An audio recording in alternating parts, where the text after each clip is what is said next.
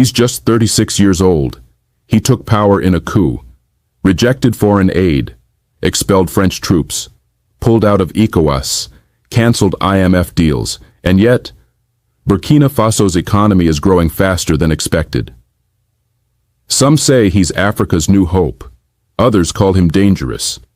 But one question has gone viral. Is Captain Ibrahim Traoré the greatest African leader of our time? This is One Africa News Network, and today, we unpack the man, the mission, and the movement shaking Africa's old order.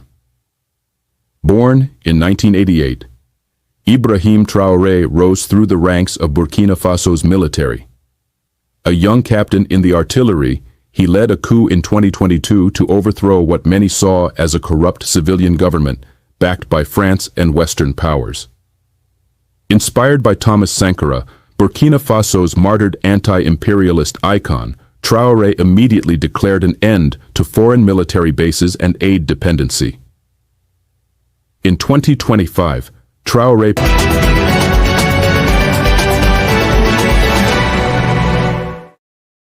Welcome to One Africa News, your premier source for news and current affairs from across the continent. We're glad you're here. If you're new to our channel, please subscribe, like, and turn on notification to stay up to date with the latest news and analysis. Your support helps us reach more people. Disclaimer: the content of this video is based on credible, publicly available information and is intended for educational, analytical, and informational purposes only. One Africa News does not promote hate, violence, misinformation, or political unrest. Our goal is to deliver thoughtful insights, highlight local voices, and encourage informed conversations throughout Africa. Pulled Burkina Faso out of ECOWAS. He cited unjust sanctions, Western interference, and regional betrayal. Instead, he formed the Alliance of Sahel States with Mali and Niger, a new bloc focused on military unity and economic self-reliance. He shut down French radio, expelled the French military, and rejected World Bank funding. This was unheard of in modern African politics. Against all forecasts, Burkina Faso's economy is growing. Traoré restructured mining contracts, cleared over $4.7 billion in external debt, and built state-owned gold refineries. Inflation has dropped below 1%. Agricultural production has doubled in 2 years. Factories are opening. Young people are working. Traoré isn't isolating Burkina Faso. He's repositioning it toward China, toward Russia, toward BRICS. For the first time in decades, Burkina Faso is defining its own foreign policy, one that says Africa deserves more than to be a resource pit stop for global empires. Market sellers are saying, Traoré gave us pride. We are no longer beggars. Students are saying he is the new Sankara. From fear to faith, from chaos to courage, Burkina Faso is changing. And Captain Ibrahim Traoré is leading that charge. Is Ibrahim Traoré the best African leader of our time? History will decide. But today, a revolution is alive in Burkina Faso. This is One Africa News Network. I'm Goke, and the African story is just beginning. He said it on day one, and now he's doing it. When Captain Ibrahim Traoré took the reins of Burkina Faso, many called him bold, some called him dangerous, but what he promised was sovereignty, resource control, and dignity for his people. Most leaders talk. Traoré acts. In a move that sent shockwaves through global markets, he just took back control of 5 major gold mines, assets that were, for years, drained by foreign companies while Burkinabe communities remained in poverty. But the backlash was immediate. Foreign investors screamed. Western media called it reckless. And the same powers who profited in silence suddenly began crying foul. They say Burkina Faso is now too risky. But here's the question no one's asking. Risky for who? The corporations losing billions? Or the people finally reclaiming what's rightfully theirs? In today's episode, we dive into the gold reforms that are shaking the foundations of neo-colonial control and examine whether Traoré is building a new economic era or marching into global isolation. Because one thing is certain, Traoré isn't backing down, and the world is watching. For decades, the gold beneath Burkina Faso's soil enriched everyone, except the people living above it. Foreign companies came with contracts, with promises, with flags of cooperation, but in the end, they took the gold and left breadcrumbs behind. But now, everything is changing. A few days ago, the Burkina Faso government made a bold announcement. It has officially increased its free carried equity stake in major gold projects from 10% to 15%. A small number on paper, but a massive shift in power. This isn't random. This is the law under Burkina Faso's new mining code, signed and sealed by President Ibrahim Traoré in August 2024. And it's already shaking the foundations of an industry that's long been untouchable. You see, under previous governments, foreign corporations dominated every inch of this sector. Profits were flown overseas. Local communities got crumbs, tiny tax cuts, almost invisible equity shares. That was the deal. But Traoré is tearing up the old script. He's writing a new one where Burkina Faso owns its future, where the gold stays closer to home, where the people, not just the investors, profit from what lies in their land. Is the world ready for that kind of Africa? Because Traoré just made it law, and he's only getting started.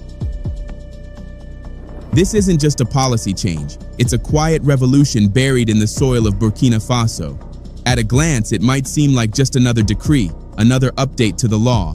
But look closer, and you'll realize what President Ibrahim Traoré has done is nothing short of historic.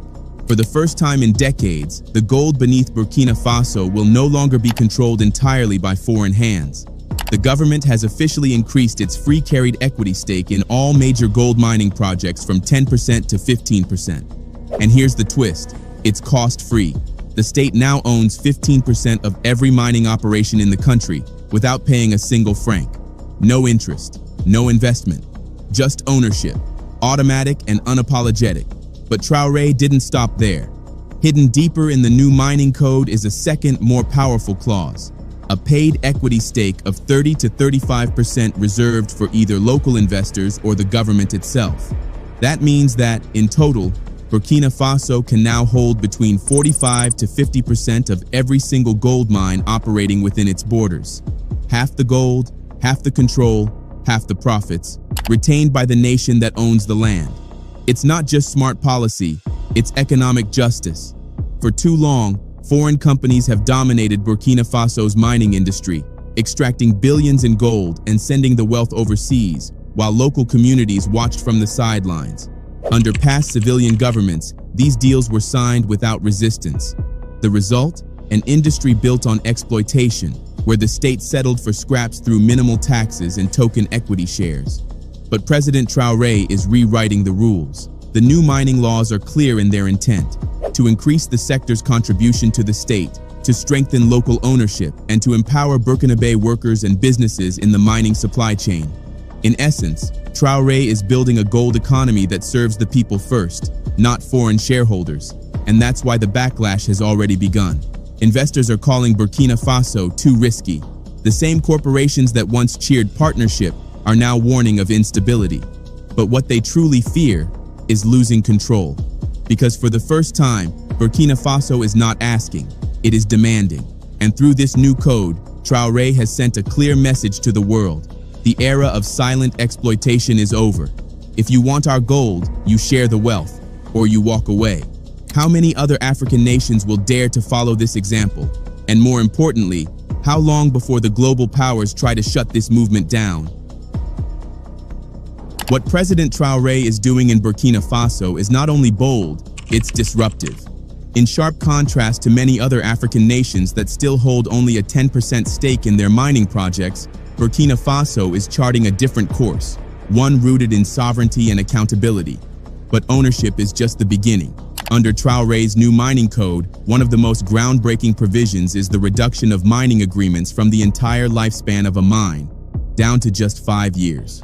For decades, foreign companies have secured long-term, near-permanent control over gold mines, some for 20, 30, even 50 years. But now, Burkina Faso is saying, no more.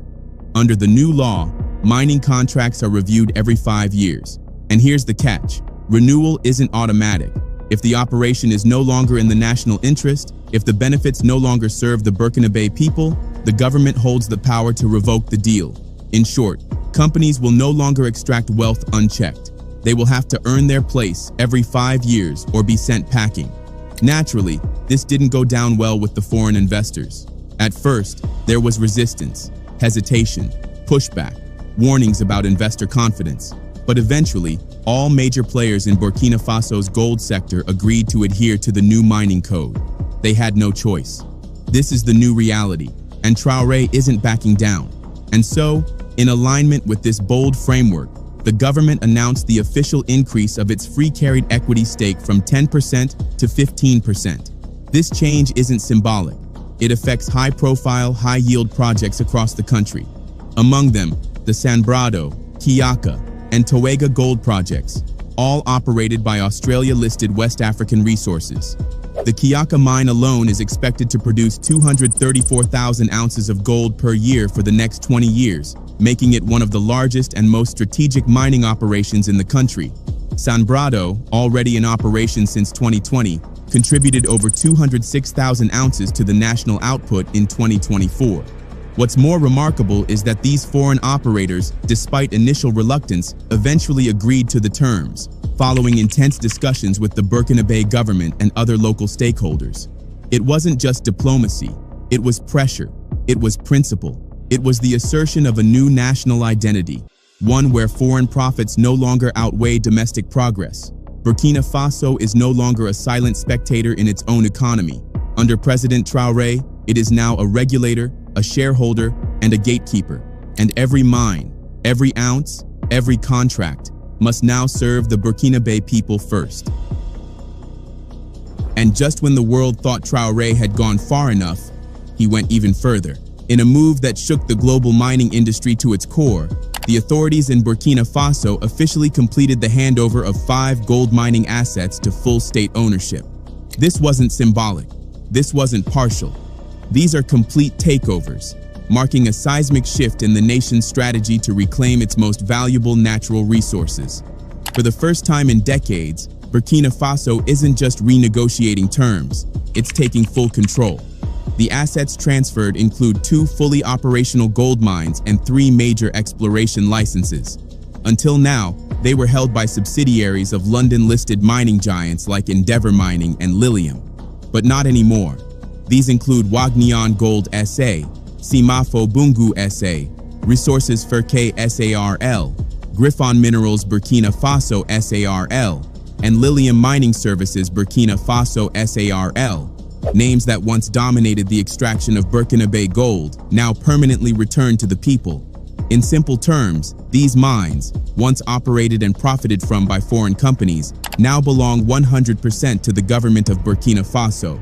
It's the kind of move that few African nations have ever dared to make. But Traoré is no ordinary leader.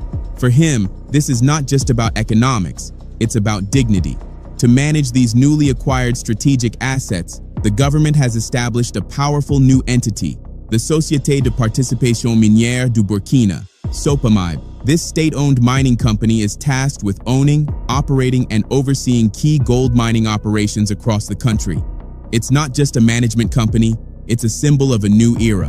An era where foreign corporations no longer dictate the rules, where the nation writes its own contracts, mines its own wealth, and keeps its profits within its borders. For decades, Burkina Faso's gold has funded growth, just not in Burkina Faso. Now, under President Traoré, that cycle is being broken. One mine, one code, one sovereign act at a time. But how exactly did the government of Burkina Faso manage to seize control of 2 high-value gold mines from the hands of global corporations? The answer lies in a legal battle, one that quietly opened the door for state intervention. In 2023, a major dispute erupted between 2 players in the mining industry: Endeavour Mining, an Australian powerhouse, and Lilium Mining, a subsidiary of Lilium Capital, owned by Burkina businessman Simon Traoré. Lilium had announced it was acquiring the Bungu and Wagnion mines from Endeavour, but just months later, the deal turned sour.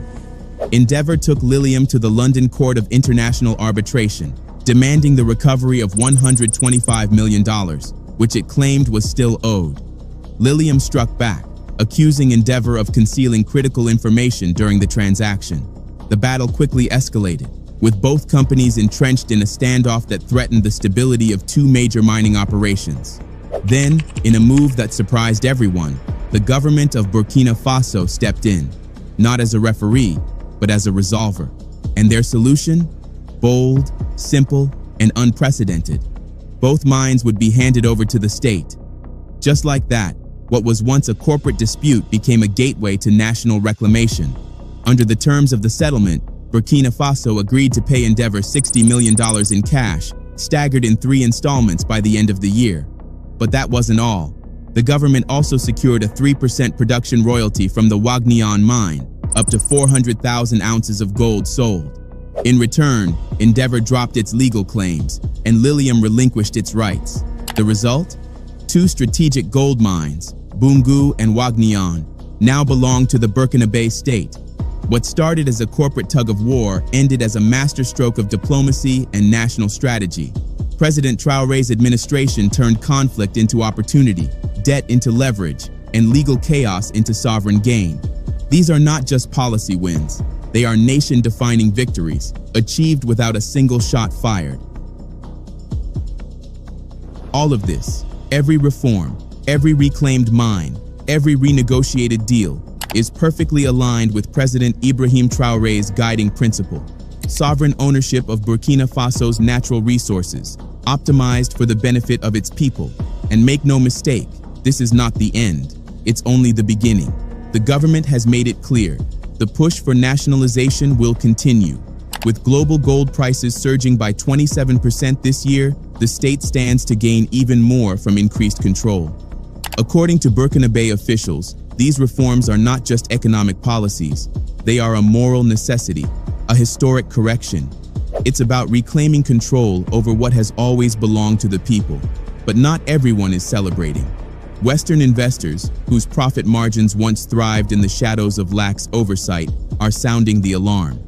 Corporations like IAMGold, Nordgold, and West African Resources Ltd have begun warning of a new reality: that Burkina Faso is becoming too risky for business. Some analysts have even claimed that Traoré's nationalization push could drive investors away entirely.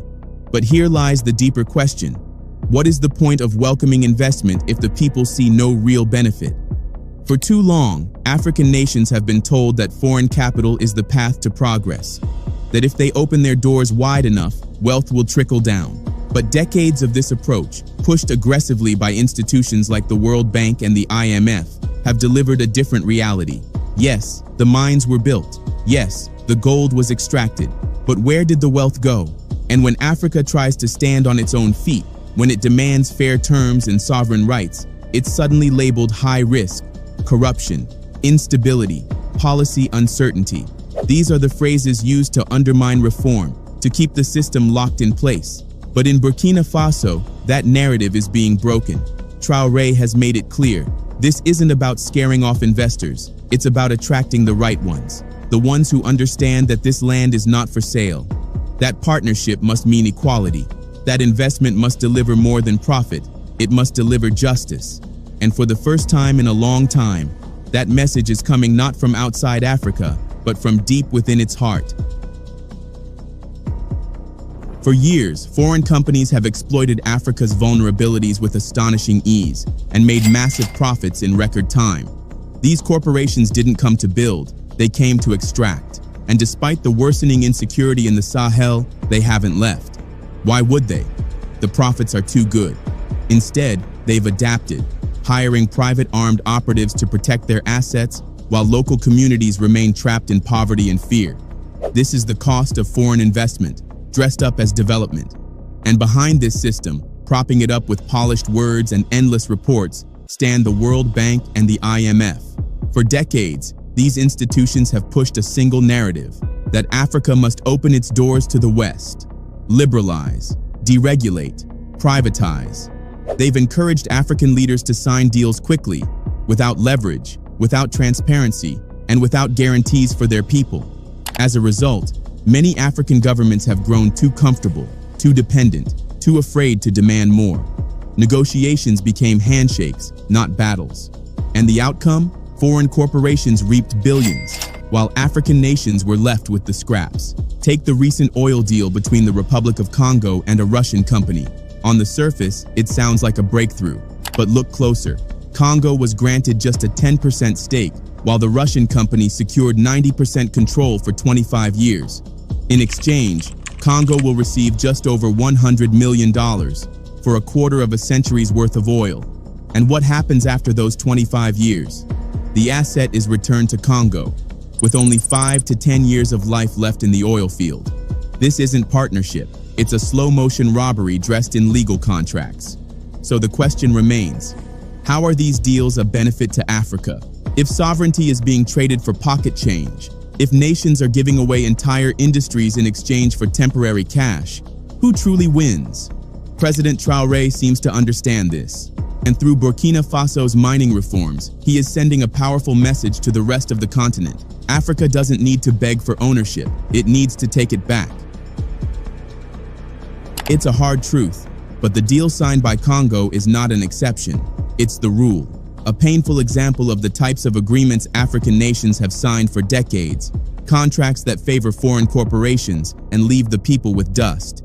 But a new generation of leadership is rising, and in Burkina Faso, President Ibrahim Traoré is leading that revolution.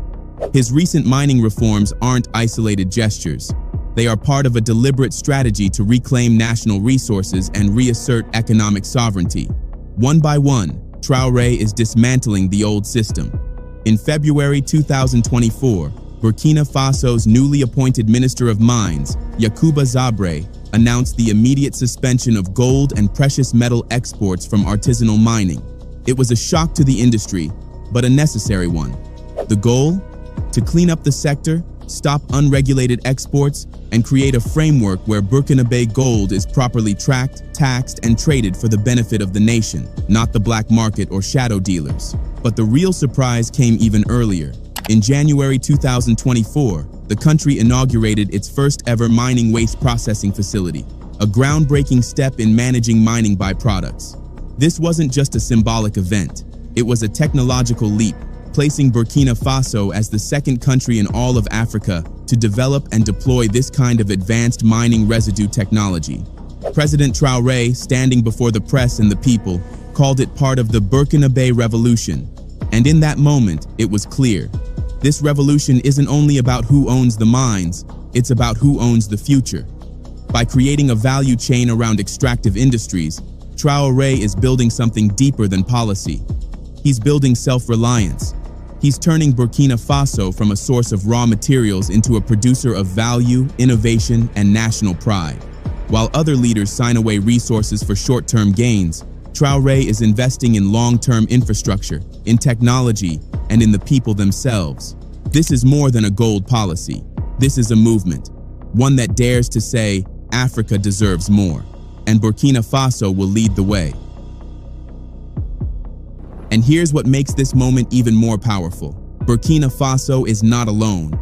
Across the Sahel, a new front is forming, united not by borders, but by a shared determination to take back control. The AES Confederation, made up of Burkina Faso, Mali, and Niger, is no longer content to be a resource base for foreign profits. Each nation, in its own bold way, is reclaiming sovereignty over what lies beneath its soil.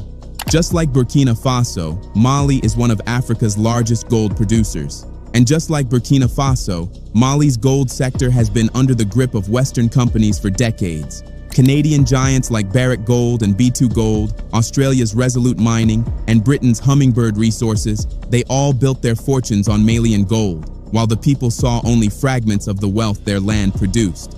But that era is beginning to collapse. Under the leadership of Colonel Assimi Goïta, Mali has taken a bold step towards self-determination. At first, his approach was cautious. He began by revising Mali's outdated mining code, a document that allowed foreign companies to claim up to 80% ownership of gold projects, leaving Mali with a mere 20% stake in its own gold. Worse still, these companies enjoyed sweeping tax exemptions for the duration of their operations.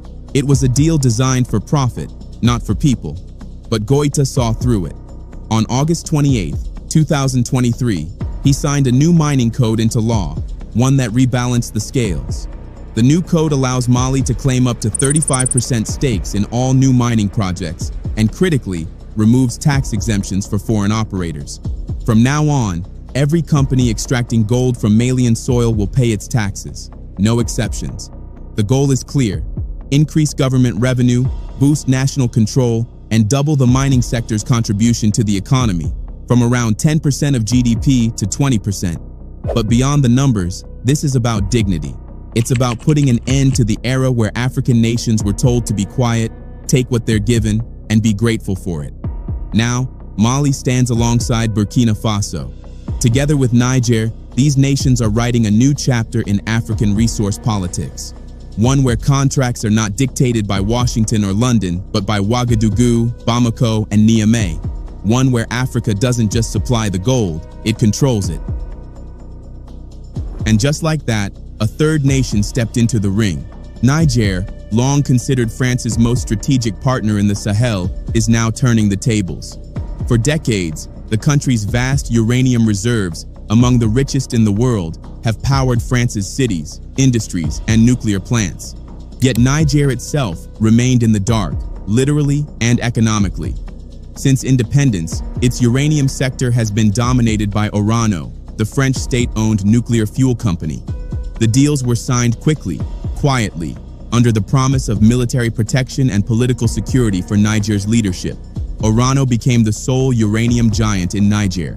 It gained unrestricted access to the mineral, acquired it at bargain rates, and built an empire off it, while the people of Niger continued to live without basic infrastructure, electricity, or economic independence. It was a textbook example of colonial economics repackaged in modern-day contracts. That is, until the military took power. Inspired by the sovereignty-first movements in Burkina Faso and Mali, Niger's military leader launched a sweeping campaign to reclaim control of the country's uranium sector. The first step? Suspend all new mining licenses. The second? Launch a full audit of the entire industry. And then came the strike that echoed across Europe. Niger revoked the license that allowed France's Orano to operate the Imuraren uranium mine, one of the largest uranium reserves on Earth, containing an estimated 200,000 tons of uranium. The decision wasn't leaked. It was announced directly by Orano itself, admitting that its team had been denied access to the mine in northern Niger. That single site, the Imuraren deposit, was central to France's long-term nuclear energy strategy. Now, it's off limits. What's left? Just 2 uranium mines remain. The Sommer mine, still in operation, is controlled 63.4% by Orano, with 36.6% held by Niger's state mining company. And the Cominac mine? It has been closed, its resources long depleted, its profits long gone. This is what sovereignty looks like, not as a slogan, but as action. Niger is saying what Traoré and Goïta have already declared. Our resources are not for sale. Our land is not a colony. And in doing so, the AES Confederation has emerged not just as a political alliance, but as a continental awakening. One where minerals no longer define Africa's exploitation, but its resistance, its leverage, its future. All of these reforms reflect a broader push across Africa for fairer mining deals, greater transparency, and stronger national benefit from natural resources. Like the Sahel leaders, other African leaders should follow their steps and also take control of their resources. What are your thoughts? Let us know in the comments section below. Don't forget to like this video, drop a comment, and subscribe to our channel. Thank you for watching One Africa News. Kindly subscribe and stay up to date with our latest news updates.